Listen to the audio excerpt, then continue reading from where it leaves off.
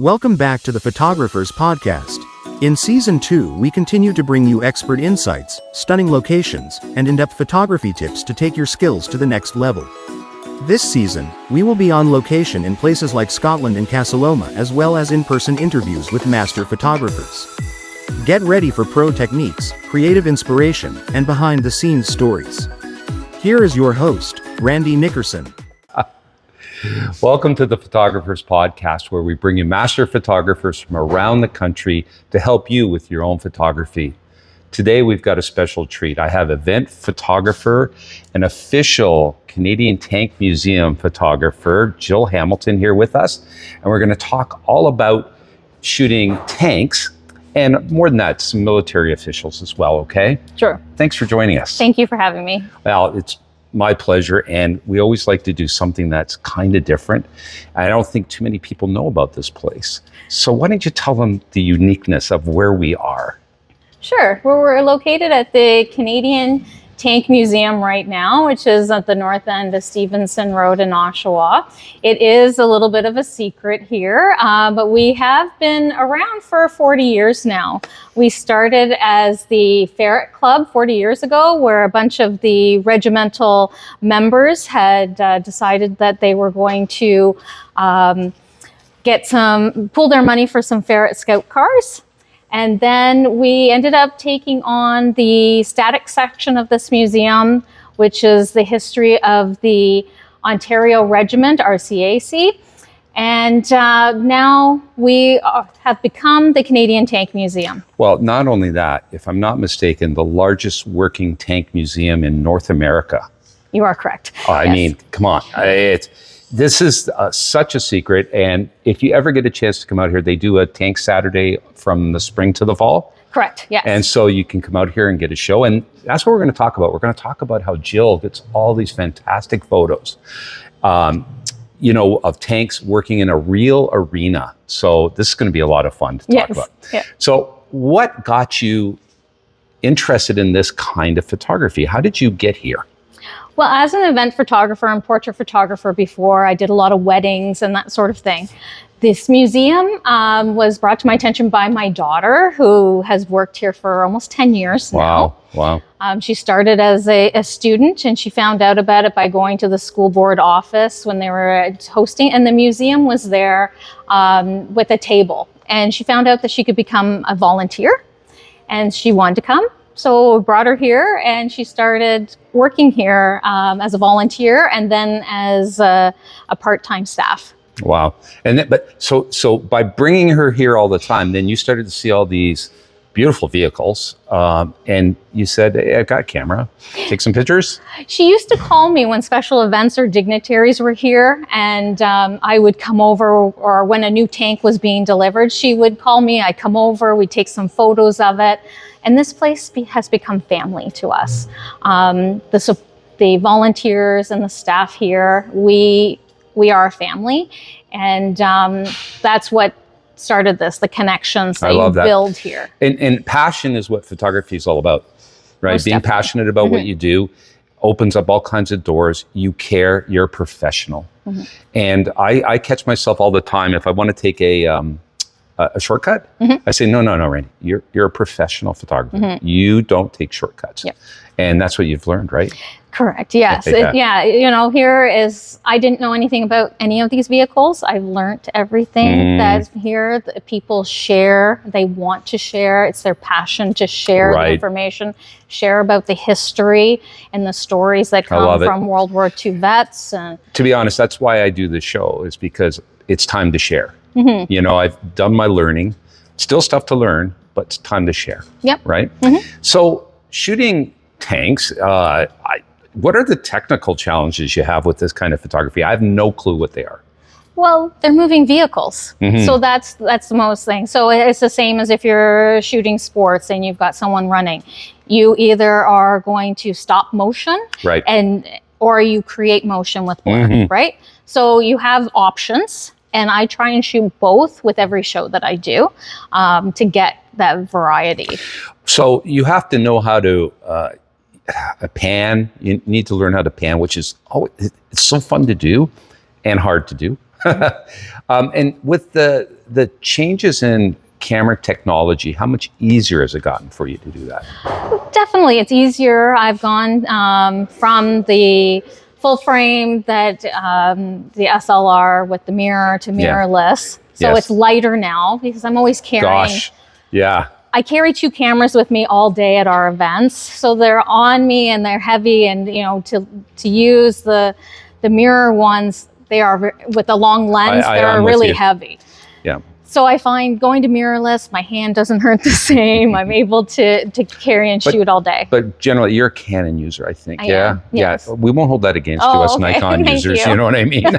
It's this fight we have all the time. I get it. The Canon R5, when it came out, to me was the best camera out there, and I'm a staunch Nikon user. But that's a great camera. Yeah, here I try and capture the museum itself, the membership, the vehicles. So it's not just about the vehicles. No. It's about the stories in the museum, the stories that our visitors share with us. And, Well, I find that, I mean, I know Jeremy pretty well, but since I've known you, you're such an integral piece of making this place successful. Thank you. You're kind. You've been kind to me anytime I've come here. You share what you're doing. You know what you're doing. I mean, I'm very impressed. Thank you. Yeah. I like working with people that are kind, right? That's my big thing. So anyway, so now we talked about technical issues. Mm-hmm. Let's talk about compositional issues, because these can be stagnant pieces of equipment. So how do you make them a little less mundane? It's capturing from different angles, right? You want to do from up high, down low, all sides. So we've done some for cataloging here or for social media and promotion, museum stuff. Sometimes because we do so many different shows, I get an opportunity to try different things at each show. So, and then they do multiple laps. Yeah. So I try different things with each lap that they do. And it like when I go to a dress rehearsal for a theater show, it helps me understand what's going to happen next, so I can be ready for it. So because they're going around a couple of times, this gives you that chance to know what's happening next, right? Yes. Well, we also have drivers' meetings beforehand. For every show, there is there's a storyboard for it. There's a driver's meeting where the drivers are told what to expect and what they're supposed to do. And if I go to those, then that allows me to anticipate. The same with, we just had the Aquino Tank weekend. Yes. And that is a massive weekend where we had almost 5,000 people here over the weekend. With that, we also had reenactors. So we have reenactors, pyrotechnics, and we had the vehicles all moving in the field at the same time. I have to go to those reenactor meetings because I need to know where the pyrotechnics are. Well, you want to be safe, right? I want to be safe, and I want to capture what is happening and be able to tell the story through my lens. Yeah, I am going to lead us now. Thank you for the segue into the Aquino weekend. So, yes, there's a show the first Saturday of every month, and there's tanks moving on the field. Great. But it's Aquino's special, right? So let's talk about what makes it special. There are so many things that are special about it. It is the only 3-day event that we do. It takes a year to plan. It takes over a week of setup behind the scenes to get all the vehicles in place. There are 200 volunteers with the 4 full-time staff that are here that pull that off. Wow. We bring in reenactors, we have our volunteers, and we also bring over British veterans that are reunited with the vehicles that they fought in 35 years ago in the Gulf War. Got to be emotional for them a little bit. Very much so. I can imagine that. Just might want to be around for those photos. Oh, I have been, yes. Yeah. The first time, someone sees their vehicle that's all been done up the exact way that they lived in it for 6 months. Wow. It is very emotional. And, speaking with them and hearing their stories is special to all of us. And you see, when I'm talking to people through this show, you're not always going to get a contest-worthy shot from your outing. However, you come away with some information about what you're doing, you're so much further ahead. Learn about, just don't show up. Do some research, always. Research. That will show you what kind of shots work. That'll tell you about the vehicles you're shooting, or depending where you're going, it takes the sting out of not having the, award-winning shot, because you get like one of those in your life a lot of times, right? True. I've been lucky enough to be here for 9 years. So for me, I'm learning each time that I'm out in the field with the tanks. You look at them afterwards, you see what worked, what didn't work, and then you okay, I'm going to put you on the spot. Okay. What was the last thing you learned? Oh my goodness, what was the last thing I learned? Oh, that is one. It's a good one, right? That is a very good one. Now, I'm always learning about the vehicles, because I don't always know about them. So what are you trying to find out about the vehicle to help you? Well, some things that I need to know is how it's going to turn, because I need to be in the right spots. Okay. So some vehicles can turn and pivot very easily. Some travel when they do. So I need to make sure that I'm out of, in a safe spot at all times. But that's also anticipation. So I'm learning where the shot's going to be, or how far, if we're shooting, if I want to get the shot of the firing too, it's the anticipation, now it's, and that's learning. Yeah. Right? So now, do you do a lot of, multi, they use the, I hate this term, spray and pray, right? But are you doing a lot of photos at the same time to get that firing action? With the firing, yes, you sort of have to, because, you can be anticipating, but generally, if you're anticipating, your finger doesn't move until you hear the bang. and the bang, it's too late. It's too late. It's too late. Yeah. So I can appreciate that, because I have definitely got a lot of photos I have to put in the garbage because of missing the moment, right? I've actually taken to, on occasion, videoing instead. And little secret, 8K video breaks down to a nice 1920 photo. If you just want to pluck a photo out, you're shooting at 8K. 4K is not bad, but if you actually can handle 8K, you do an 8K and it's no different than multi shots. Oh, okay. Right? It's just it's 8,000 shots in a second versus you going click, click, click, click, click, click, click, right? So you don't only shoot these beautiful military vehicles. I've looked at some of your Remembrance Day, your soldier, I don't even know how to call them. I want to say soldier shots, but they're more than that. I would imagine just being part of this environment leads you to love doing that too. Yes, most definitely. So I started out in portrait photography, and events, and getting to know members of the regiment. Those connections came naturally, that they invited me to do portraits for them, as well as come to some of their events as well. Knowing the way the regiment does stuff makes things easier to be able to capture those moments and to and show my respect with those. See, that way. I love that word that you just used there, show your respect, because there's not enough of that out there today. And to respect people that have, been in the war, or worked on these vehicles, or just cared about showing the history, of course they deserve our respect, right? Most definitely. Yeah, 100%. So where do you get those opportunities to shoot men or women in uniform? Like, Remembrance Day is very important to the museum as well as the regiment, and Oshawa does such a great job. Don't they?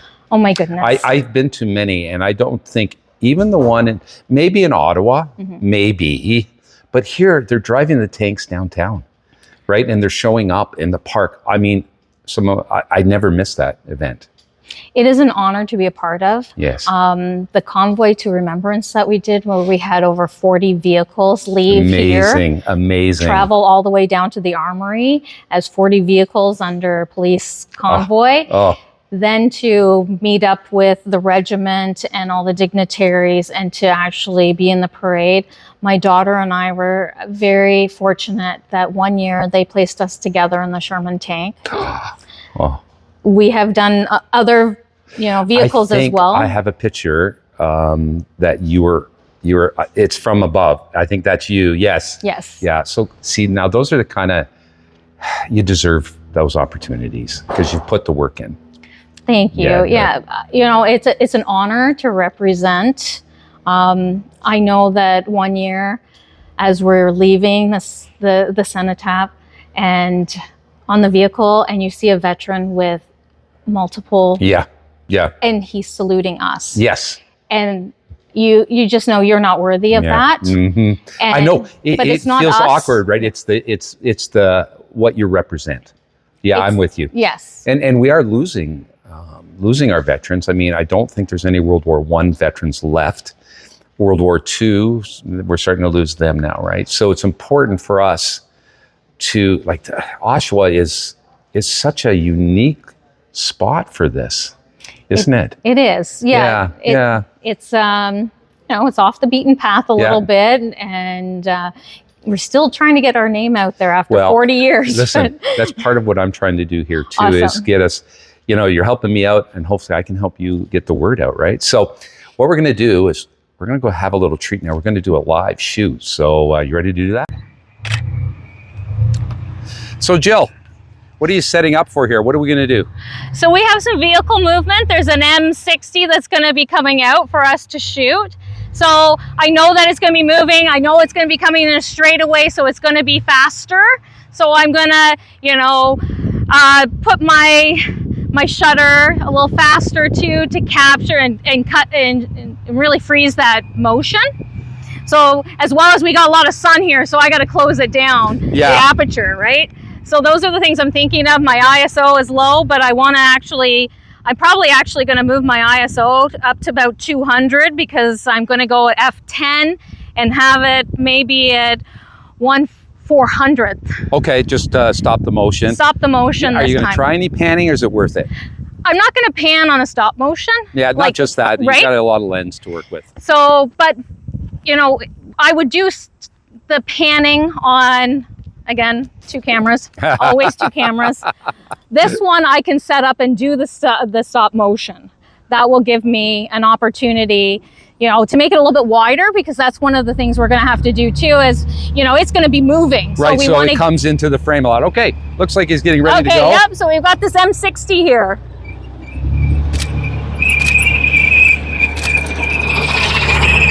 I'm going to change.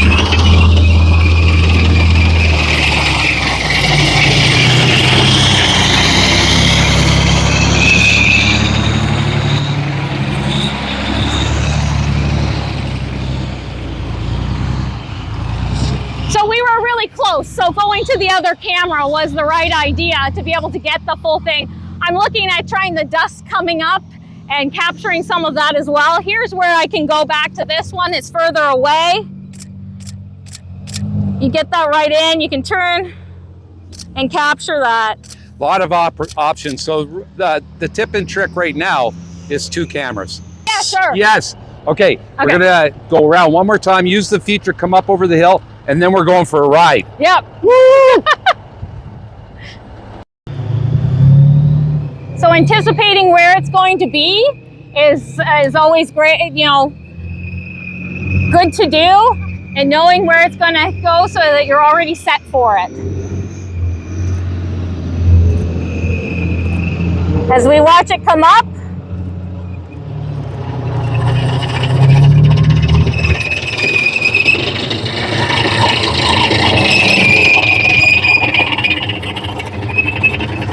perfect.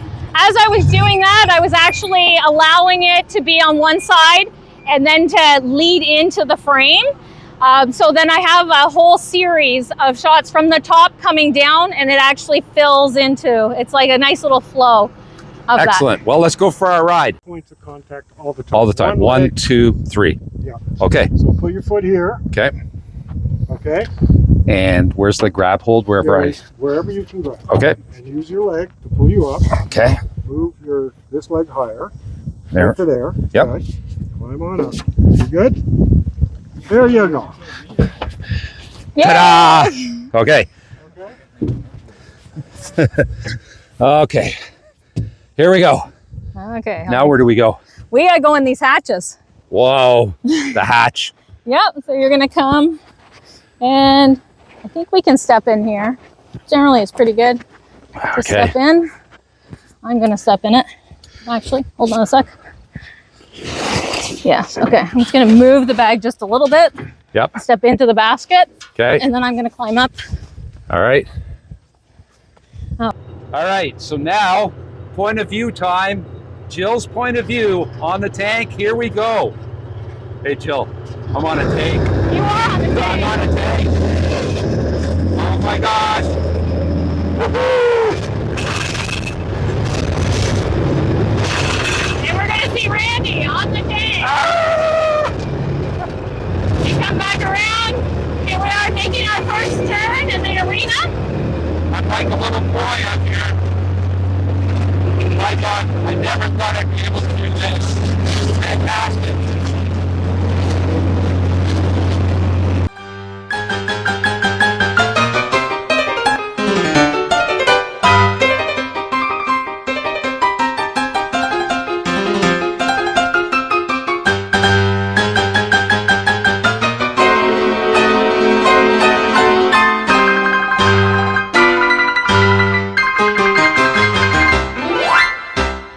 That was awesome. Jill, come on. Yeah, it's awesome. You've done this many times. It's awesome, right? I haven't been on all the vehicles. I've been on this one once before. It was a great experience to go again. We have a very experienced driver. Lovely. Perfect. We got what we need. Oh, we're parking right now. Dan is using the ground guiding skills to show exactly how to get in here. As you can see, it's Tetris in here, where they're inches apart being parked. And that takes a lot of skill and a lot of trust between the ground guide and the driver. As we come in here, the driver's like really close, right? It's the trust between them and understanding how a vehicle works and how it moves to be able to get them so close together. Fantastic. Wow, what an experience. So that was pretty special being outside doing that, wasn't it? Yeah. Oh, yeah. man. It's fun. Yeah. All right. So we get to almost my favorite part of any of these interviews is that we get to talk about your photos. So the first one we're going to talk, and I'm going to put it up on the screen for everybody to see, is this vintage looking tank that's full of dust around it. I mean, I actually, when I look at that shot, I feel like it's from a war scene. So was that a lucky shot? Did you plan on that shot? What happened? So that was from Aquino just like a few weeks ago. Really? Yeah. So we had a World War II reenactment. And so I'm right down, on the ground, shooting up, trying to capture all the different So there's moments. the first tip. You're on the ground shooting up. Don't be afraid to get dirty. Oh right? yeah, definitely. I am full of grass and dirt. You can't not get dirty in a tank museum. The dust that comes up, everything here is covered in dust. Yeah. But so that shot was as the reenactment is happening. It had just fired from the main gun. And that was the blowback from That was the blowback. That wasn't just dirt flying. No, that's the blowback from the... Oh my gosh. Yeah. That's why you have to come. You get to see stuff like that. Beautiful. And in color, you can imagine. I think they use like purples and oranges and stuff like that. So yeah. Okay. Next picture we're going to look at is the motion that you were talking about, the panning.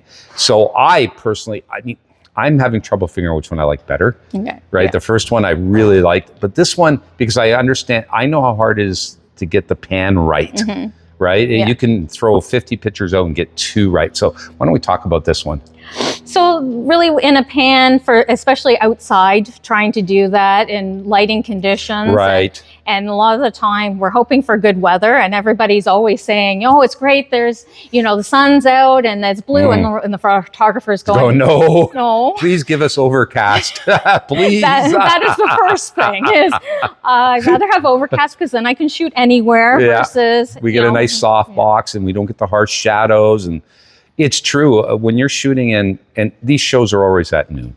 Or 1. 1 o'clock, yeah. So it's the worst lighting conditions ever. But, and that's why you can do some panning. And once you can overcome the settings, the lighting doesn't even matter all that much anymore because you're just slowing it down enough so you're not overexposing it. You're getting a little bit of blur. You're learning how to go. Generally speaking, what are your settings for panning out here? I tried to close down the aperture, so like an f/22. Yeah, as high as you can go, or low as you Low can as go. you can go. Close it right down.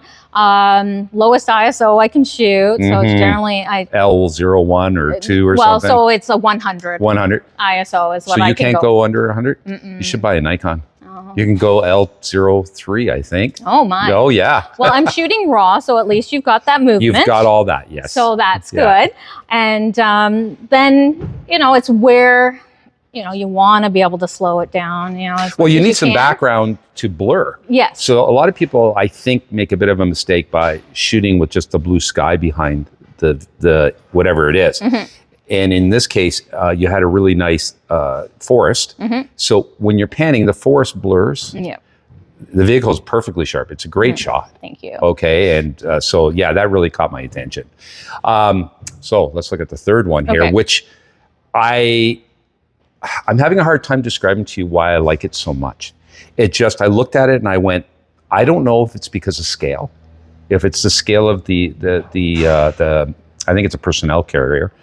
I might be wrong, but it looks like something that's So it's the multi-purpose. current vehicle used by the Ontario Regiment right Okay. now. It's called a TAP V. Okay, and is it for multi-purpose? Yep. Okay. Yep. So, I mean, again, I need you to tell me why I like this picture so much because it just hit me. Yeah, I like it. So this was actually taken at driver training. So Okay. if you look really closely, there's a yellow thing that actually says driver trainer on it, which is cute. I think it's the contrast also of a green military vehicle in the bright blue sky. I think, and the clouds are amazing. So beautiful, thunderous type of clouds. The vehicle's kind of small in the frame. It's sort of dwarfed in its environment. Like I'm starting to figure out why I like it so much. Yeah. But it's just one of those shots that you sometimes take it and you go, well, that really speaks to me. Yeah, and isn't that a great day when that happens? No, the day before was totally raining, and that's why. And then the next day, the sun came out. So I have muddy photos from the first day of mud splashing and that has its everywhere, place, which is right? good too. Yeah, but this it's just the got me. contrast. Yeah. So we're come to that sad point in our show that we're coming to the end. I mean, I only get 28 and a half minutes to do this, okay? And we can go on forever. So I want to tell people where they can follow you, find your work.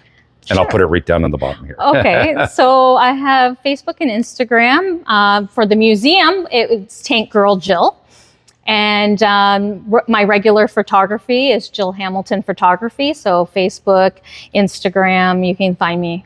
Okay, there. well, and find you they will, because we're going to have that all plastered over everything. I mean, look, your work shows your dedication to this group. I don't want to call it a building because it's so much more than a museum. It's kind of keeping history alive. You've done a great job. I've enjoyed any time I've interacted with you. I Thank really you. appreciate everything you've done for me. Hey, my camera club, you had us up there in the stands. Yeah. Like you made me look like a hero. Okay, Oh, I awesome. appreciate that. Right? Even though I'm not it, you're it. Oh, no, I'm not. No, there are too many heroes that come in here. I am humbled by. Oh my gosh. Well, I guess, guys, that's it for this show. Stay tuned for our next episode where we're going to bring you another master photographer to help you improve your own photography. See you next time.